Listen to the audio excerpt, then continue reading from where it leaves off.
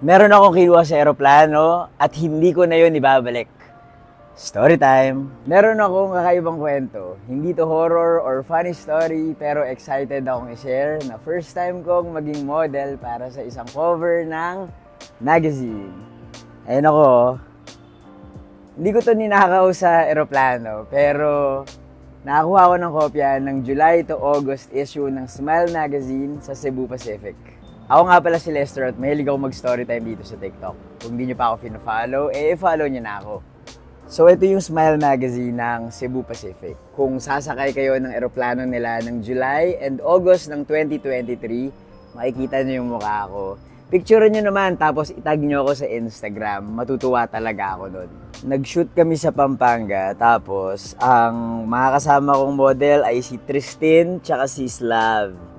At yung photographer namin ay ang napakagaling na si Jilson Chu.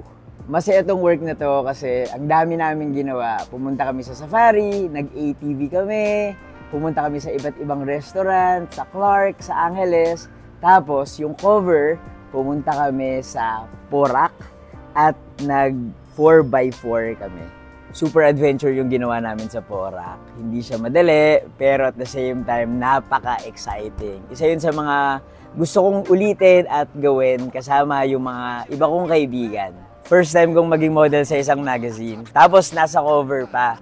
Shout out sa Team Smile, kay James at kay Marlon. Sobrang saya ko pa na travel magazine yung trabaho. Mahilig talaga ako mag-travel at saka napaka-adventurous kong tao. Hindi lang ako nagsa-storytime dito sa TikTok, pwede rin ako sa mga photoshoot.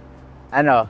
Tara, game! Kung sasakay kayo ng Cebu Pacific ngayong July or August 2023, basahin niyo yung Smile Magazine. Tapos, tag nyo ako picturean nyo.